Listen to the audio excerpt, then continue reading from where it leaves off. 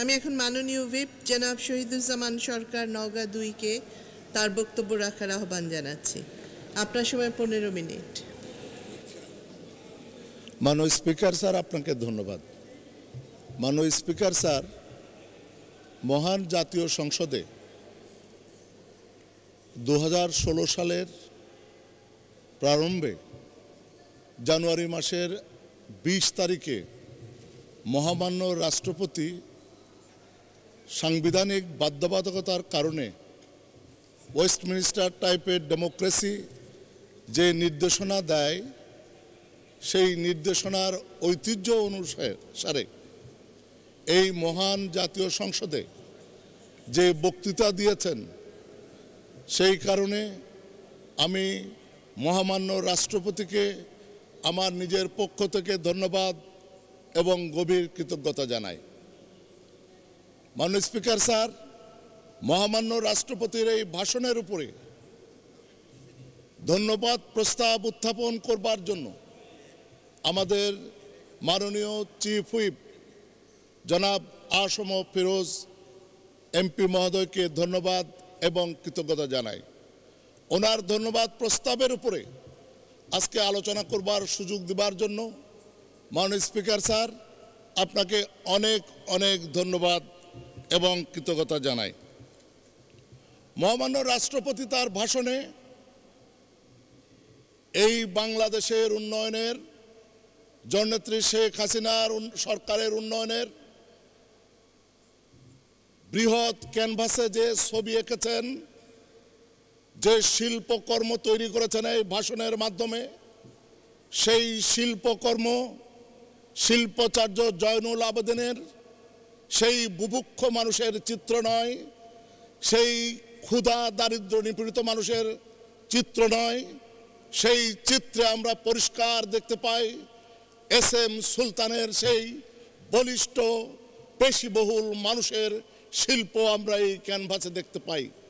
মাননীয় speaker sir, এই শিল্প, এই বৃহৎ ক্যানভাসে যে শিল্প এঁকেছেন, সেই শিল্প পিকাসোর গুয়ের্নিকার সেই শিল্পকর্ম নয়, এই শিল্পকর্ম লিওনার্দো দা ভিন্সির মোনালিসা, এই শিল্পকর্ম আমাদের ইতিহাসের ঐতিহ্য, পৃথিবীর ইতিহাসের ঐতিহ্য, ভ্যান গগের সেই ফ্লাওয়ার ভাসের ঐতিহ্য, সেই শিল্প, সেই সৌন্দর্য উনি এই ভাষণের মাধ্যমে গোটা জাতির সামনে উপস্থাপন করেছেন। আবারও আমি বিনম্র চিত্রে মহামান্য রাষ্ট্রপতিকে ধন্যবাদ এবং কৃতজ্ঞতা জানাই। আমরা যে জিনিসগুলো জানি, সেই জিনিসগুলো আবারও এই আমাদের জাতীয় সংসদের মাধ্যমে গোটা জাতিকে জননেত্রী শেখ হাসিনার সরকারের উন্নয়নের কর্মকাণ্ডের যে ফিরিস্তি উনি ওনার সেই 20 তারিখের বক্তৃতার মাধ্যমে জাতিকে জানিয়েছেন, আমরা জেনেছি। তার জন্য আবারও তাকে ধন্যবাদ এবং কৃতজ্ঞতা জানাই। এবং সেই কারণে মহামান্য রাষ্ট্রপতিকে বলি, জয়তু মহামান্য রাষ্ট্রপতি, আপনার জয় হোক, আপনি দীর্ঘজীবী হন। এইভাবেই আপনি আমাদের প্রিয় নেত্রী জননেত্রী শেখ হাসিনার সরকারের কীর্তিগাথা, সাফল্যগাথা এই সংসদকে এবং এই জাতিকে বারবার আপনি জানিয়ে দিবেন। এই নকিবের ভূমিকায় আপনি বারবার আবির্ভূত হবেন এই সংসদে, এই আশা আমার একান্ত হৃদয়গত। মাননীয় স্পিকার স্যার, আপনি জানেন সরকারের উন্নয়ন নিয়ে অনেক বক্তৃতা করেছেন আমাদের মাননীয় প্রিয় কৃষিমন্ত্রী। বারবার যে কথাটি বলেন, হাতের চুড়ি আয়নায় দেখতে হয় না। আমার প্রিয় কোটেশন এটি, এই উন্নয়নের কথা বারবার আমরাও বলি, আমাদের বলবার কিন্তু অপেক্ষা করে না মানুষ। কারণ মানুষ নিজে চাক্ষুষ করে, মানুষ নিজে প্রত্যক্ষ করে সেই উন্নয়নগুলি। কি উন্নয়ন মানুষের জীবন মানকে পাল্টিয়ে দিয়েছে, কি উন্নয়ন মানুষের জীবনকে উন্নত করেছে, তার সাক্ষী এদেশের 16 কোটি মানুষ। আমরা যেভাবেই বলি না কেন, মানুষ নিজেরাই সাক্ষী এই উন্নয়নের। সেই মানুষদেরকে আবারও সাক্ষী মানছি। শুধু সেইখানেই আমাদের কথার সমাপ্তি ঘটবে এটি নয়। আজকে এই উন্নয়নের শিকার আমাদের স্বীকৃতি, আমাদের চরম নিন্দুক যারা, তারাও পক্ষান্তরে আমাদের এই উন্নয়নের স্বীকৃতি তারা দেয়। কিভাবে দেয়? তারা আমাদেরকে বলে যে উন্নয়ন বেশি হচ্ছে কিন্তু গণতন্ত্র নেই। আজকে প্রথম আলোর একটি সাব এডিটোরিয়াল আমি দেখলাম, সেইখানে নকশা এঁকেছে একটি উন্নয়নের পথ, একটি গণতন্ত্রের পথ। এইভাবেই আমাদের দেশে যারা অগণতান্ত্রিক সরকারের পৃষ্ঠপোষকতা করেছে তারা দেখাতে চেয়েছে বারংবার যে গণতন্ত্রের পথে উন্নয়ন হয় না। উন্নয়ন আর গণতন্ত্রকে তারা ভিন্ন খাতে প্রবাহিত করবার চেষ্টা যখনই এইখানে অগণতান্ত্রিক কোনো সরকার এসেছে তারা এই দুটো ধারাকে আলাদা করে দেখাবার চেষ্টা করেছে। আমি আজকে এইখানে দাঁড়িয়ে এই মহান জাতীয় সংসদে দাঁড়িয়ে পরিষ্কার করে বলতে চাই, আমাদের উন্নয়ন এবং আমাদের গণতন্ত্র এক সূত্রে গাঁথা, এক সূত্রে গাঁথা আমাদের এই স্বপ্ন। প্রিয় মাননীয় সংসদ সদস্যবৃন্দ, আমি আজকে মাননীয় স্পিকার মহোদয়ের মাধ্যমে বলতে চাই, জননেত্রী শেখ হাসিনার রাজনৈতিক পরম্পরাটা বিবেচনা করতে হবে। আজকে রাজনৈতিক পরম্পরাটা যদি আমরা জননেত্রী শেখ হাসিনার বিশ্লেষণ করি তাহলেও দেখতে পাবো জননেত্রী শেখ হাসিনা গণতন্ত্রকে বাদ দিয়ে উন্নয়নের স্বপ্ন কোনোদিন দেখেন নাই, কোনোদিন দেখেন না, ভবিষ্যতেও গণতন্ত্রকে বাদ দিয়ে উন্নয়নের স্বপ্ন জননেত্রী শেখ হাসিনা দেখেন না এবং দেখবেন না। কারণটি হলো কার উত্তরাধিকার, কার উত্তরাধিকার, কার রক্ত তার ধমনীতে প্রবাহিত হচ্ছে। জাতির জনক বঙ্গবন্ধু শেখ মুজিবুর রহমানের রক্ত তার ধমনীতে প্রবাহিত হচ্ছে। আর বঙ্গবন্ধু শেখ মুজিবুর রহমান কোন রাজনৈতিক আদর্শের প্রতিভূ, কোন রাজনৈতিক আদর্শের উনি পরম্পরা অনুসরণ করেন, কোন রাজনৈতিক নেতাকে উনি ওনার আইডল মেনেছেন, কোন রাজনৈতিক নেতাকে উনি তার জীবনে আইকন হিসাবে শ্রদ্ধা করেছেন, সেই নেতা হলেন হোসেন শহীদ সোহরাওয়ার্দী, যাকে শুধু আমরা নয়, শুধু বাংলাদেশ আওয়ামী লীগের নেতাকর্মী নয়, গোটা বাংলাদেশের 16 কোটি মানুষ, গোটা পৃথিবীব্যাপী তার পরিচয়ের আগে যে শব্দটি ব্যবহার হয় গণতন্ত্রের মানুষ পুত্র হোসেন শহীদ সোহরাওয়ার্দী, সেই গণতন্ত্রের মানুষ পুত্র হোসেন শহীদ সোহরাওয়ার্দীর সাক্ষাৎ রাজনৈতিক শিষ্য, রাজনৈতিক যোগ্য শিষ্য আমাদের প্রিয় নেতা মহান জাতির জনক বঙ্গবন্ধু শেখ মুজিবুর রহমান। সেই বঙ্গবন্ধু শেখ মুজিবুর রহমানের আদরের দুলালি,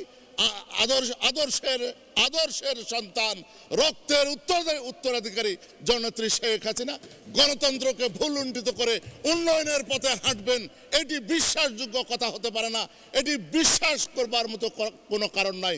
শুধু এই নিন্দুকেরা যারা গণতন্ত্র এবং উন্নয়নকে আলাদা করে দেখবার চেষ্টা করে, দেখাবার চেষ্টা করে, গণতন্ত্র হত্যা করবার উদ্দেশ্যেই তারা এই ধরনের চেষ্টাটা করে। আজকে উন্নয়ন হচ্ছে, আজকে গণতন্ত্র এই দেশে আছে। আপনি জানেন মাননীয় স্পিকার স্যার, এই 10ম পার্লামেন্ট নির্বাচনের আগেকার সিনারিওগুলো আপনি জানেন, গোটা জাতি জানে, এই সংসদ জানে যে সেই সিনারিওগুলো কি। আমরা গণতন্ত্রের প্রচলিত কথিত গণতন্ত্রের যে ব্যাখ্যা, কথিত গণতন্ত্রের যে ধারা, সেই ধারার বাইরে যে আমাদের মাননীয় প্রধানমন্ত্রী বলেছেন যে আসুন, ওই বিএনপি জামাতকে আহ্বান করেছেন আসুন নির্বাচনে আসুন, এ যেন মনে করে দেয় সেই গ্রিক আমলের সেই গ্ল্যাডিয়েটরের কথা, যখন তারা মল্লযুদ্ধে অন্য পক্ষকে আহ্বান জানায় আসুন কার কি শক্তি আছে। আজকে এই অ্যারিনার মধ্যে প্রমাণ হবে কার শক্তি কতখানি। সেই মহান গ্ল্যাডিয়েটরদের মতো আমাদের মাননীয় প্রধানমন্ত্রী, আমাদের প্রিয় নেত্রী জননেত্রী শেখ হাসিনা বিএনপি জামাতকে আহ্বান জানিয়েছিল আসুন আপনারা নির্বাচনে আসুন। সেই নির্বাচনে নির্ধারণ করা হবে এই দেশ বাংলাদেশ আওয়ামী লীগের দেশ, এই দেশ মুজিবের দেশ নাকি এই দেশ স্বাধীনতা বিরোধীদের দেশ। ওই নির্বাচনে প্রমাণ হবে। তারা আসে নাই, তারা কাপুরুষের মতো পালিয়েছে। তারা গণতন্ত্র হত্যা করবার জন্য এই নির্বাচন যাতে বানচাল করা যায় তার জন্য যত রকম ষড়যন্ত্র, সমস্ত রকম ষড়যন্ত্র তারা করেছে। তারা ব্যর্থ হয়েছে। বিজয়ী হয়েছে শুধু শেখ হাসিনা নয়, বিজয়ী হয়েছে শুধু আওয়ামী লীগ নয়, বিজয়ী হয়েছে দেশের গণতন্ত্র, বিজয়ী হয়েছে দেশের 16 কোটি মানুষ, বিজয়ী হয়েছে মুক্তিযুদ্ধের আদর্শ। মাননীয় স্পিকার স্যার, আমি পাকিস্তান গিয়েছিলাম, মহামান্য রাষ্ট্রপতি তখন আপনার ওই চেয়ারে ছিলেন, তার নেতৃত্বে 2012 সালে পাকিস্তানে গিয়েছিলাম। এখনকার একটি অত্যন্ত এই সময়ের সমালোচিত একটি বক্তব্য আমার মনে পড়ে যায়। 2012 সালে আমরা পাকিস্তান গেলাম। পাকিস্তানের তখনকার একজন নেতা, আপনি জানেন মঞ্জুর আহমদ ওয়াট্টু নামে একজন সিনিয়র লিডার ছিলেন, উনি মারা গেছেন, তার একজন ছেলে আছে খুররম জাহাঙ্গীর ওয়াট্টু, সম্ভবত আমার যদি ভুল না হয়, আমার মেমোরি যদি আমাকে প্রতারণা না করে, তাহলে মঞ্জুর আহমদ খুররম জাহাঙ্গীর ওয়াট্টু তখনকার পাকিস্তান পিপলস পার্টির পার্লামেন্টারি সেক্রেটারি ছিলেন। এক টেবিলে আমরা খাচ্ছিলাম পাকিস্তানের প্রধানমন্ত্রীর একটি সম্বর্ধনা অনুষ্ঠানে, একটি দাওয়াতে এক টেবিলে আমরা খাচ্ছিলাম। সেদিন সেই খুররম জাহাঙ্গীর ওয়াট্টু আমাকে জিজ্ঞেস করছিল যে মিস্টার সরকার, আপনি কি মনে করেন যে স্বাধীনতা যুদ্ধ যেটিকে আপনারা বলছেন সেই সময় 30 লক্ষ লোক বাংলাদেশে মারা গিয়েছে, এটি কি আপনি বিশ্বাস করেন? আমি বললাম অবশ্যই মিস্টার ওয়াট্টু, আমি এটি বিশ্বাস করি যে 30 লক্ষ লোক মারা গেছে। আমি পাল্টা তাকে প্রশ্ন করলাম, মিস্টার ওয়াট্টু আপনার কি মনে হয়? বলে যে না, এটা খুবই বেড়ে আপনারা বলেন, এত লোক মারা যায় নাই। আমি বললাম মিস্টার ওয়াট্টু, আপনার কত লোক মারা গিয়েছে বলে আপনার ধারণা হয়? বলে যে এই 20, 25, 30 হাজার হবে।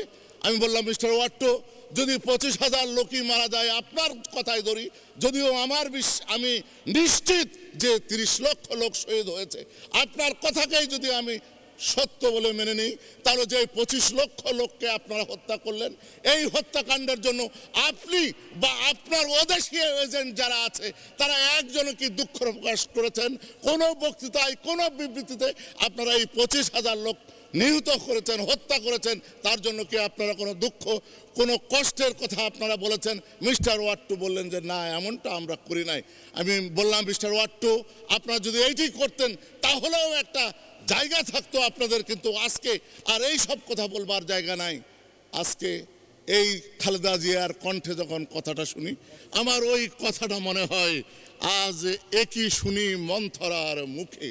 বেগম খালেদা জিয়ার কথা যখন শুনি যে এই এত লোক মুক্তিযুদ্ধে নিহত হয় নাই, কেন জানি ওই ওয়াট্টুর কথা মনে হলো, যে ওয়াট্টুর কথার সঙ্গে, খুররম জাহাঙ্গীর ওয়াট্টুর সঙ্গে বেগম খালেদা জিয়ার কণ্ঠ একই কণ্ঠ, পুরুষ কণ্ঠ আর নারী কণ্ঠ, এর আলাদা কিছু আবার মনে হয় নাই, এক সূত্রে গাঁথা। এখনো তারা সেই আদর্শ নিয়ে এই দেশে রাজনীতি করতে চায়। এই দেশ মুক্তিযোদ্ধাদের দেশ, এই দেশ স্বাধীন হয়েছে। পৃথিবীর কোনো দেশ যুদ্ধ জয়ের মাধ্যমে স্বাধীন হয় নাই। পৃথিবীর প্রত্যেকটা দেশ হয় আলাপ আলোচনার মাধ্যমে স্বাধীন হয়েছে বা অন্য কোনো নির্বাচন প্রক্রিয়ার মাধ্যমে স্বাধীন হয়েছে। আর আমাদের এই বাংলাদেশ, যেটি যুদ্ধের জয়ের মাধ্যমে আমরা স্বাধীনতা অর্জন করেছি, যুদ্ধে জয়ী হবার পরে আমরা একটা মানচিত্র পেয়েছি, একটা পতাকা পেয়েছি, একটা দেশ পেয়েছি। সেই দেশের মানুষ আমরা। সেই পাকিস্তানি ইজম, পাকিস্তানের ধ্যান ধারণা আজকেও যারা পোষণ করে, আজকের এই মহান জাতীয় সংসদ থেকে তাদের বলে দিতে চায় মাননীয় স্পিকার স্যার, ওই ইজম আর এই দেশে অন্তত যে দেশের নেতৃত্ব, যে দেশের নিশান বর্দার শেখ হাসিনা, যে দেশের পতাকাবাহী নেত্রী শেখ হাসিনা, সেই দেশে অন্তত পাকিস্তানি ইজম আর চলবে না। তাদেরকে যে আজকে এই সংসদ থেকে জানিয়ে দিতে চাই মাননীয় স্পিকার স্যার, এই কথার, বেগম খালেদা জিয়ার এই কথার ধোঁয়া ধরলেন আরেকজন নেতা, গয়েশ্বর চন্দ্র রায়। আমার সময় শেষ হয়ে যাচ্ছে, কথা বাড়ানোর সুযোগ কম। আমাদের জানা আছে কিছু কিছু নাম কোনো মানুষই আর কোনোদিন রাখে না। যেমন আপনি জানেন, বিভীষণ নামটি সনাতন ধর্মের কোনো জায়গায় আর কারোর জন্য রাখা হয় না। বিভীষণ নামটি যেন ওই বিভীষণ হয়েই আছে। কেউই তার সন্তানের নাম কোনো বাবা মা বিভীষণ রাখে না। ঠিক তেমনি মির্জাফরের নামটি কোনো মুসলমান বাবা মা তার সন্তানের নাম মির্জাফর রেখেছে বলে অন্তত আমার এই ৬২ বছরের বয়সে আমি দেখি নাই যে এই মির্জাফর কারো নাম রেখেছে। ঠিক তেমনি আমি সনাতন ধর্মের লোকজনের মাঝে একটু চলাফেরা করবার অভ্যাস আছে। আমি খোঁজ করে দেখেছি যে গয়েশ্বর চন্দ্র নাম এই বিগত ২০ বছরের মধ্যে সনাতন ধর্মের যেসব সন্তানরা জন্মগ্রহণ করেছে, সনাতন ধর্মের কোনো বাবা মা আর গয়েশ্বর চন্দ্র নাম কোনো সন্তানের রেখেছে বলে আমার মনে হয় না। আমি আপনাদের কাছে যদি কোনো তথ্য থাকতে পারে, আমি নিশ্চিত যে গয়েশ্বর চন্দ্র নামে আর কেউ নাম রাখে নাই, রাখবার কথা নয়।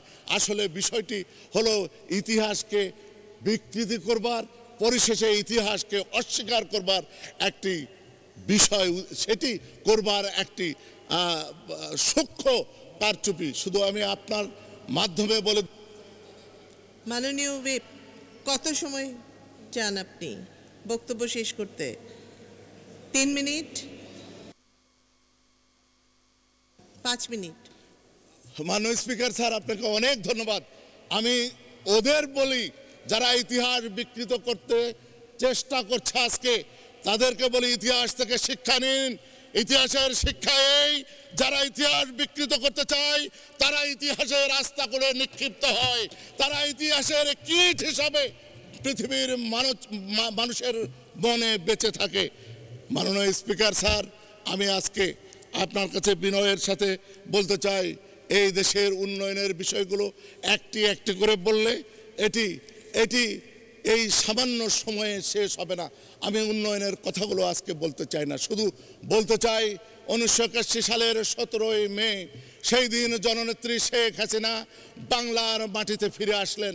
সেদিন কি আমরা কেউ জানতাম যে 96 সালে এই ভদ্র মহিলা, যিনি বাবা মা সব হারিয়েছেন, যিনি আবার বাংলার মাটিতে ফিরে আসলেন, সেই আমাদের প্রিয় নেত্রী জননেত্রী শেখ হাসিনা, যিনি বাংলার মাটিতে ফিরে আসলেন, তখন তার হাতে তসবিহ, সাথে একটি জায়নামাজ, হৃদয় ভরা ভালোবাসা বাংলার 16 কোটি মানুষের জন্য, মননে চিন্তায় বঙ্গবন্ধুর আদর্শ ধারণ করে এদেশের মানুষের কল্যাণের জন্যে যিনি এই দেশে ঝুঁকিপূর্ণ অবস্থায় ফিরে আসলেন।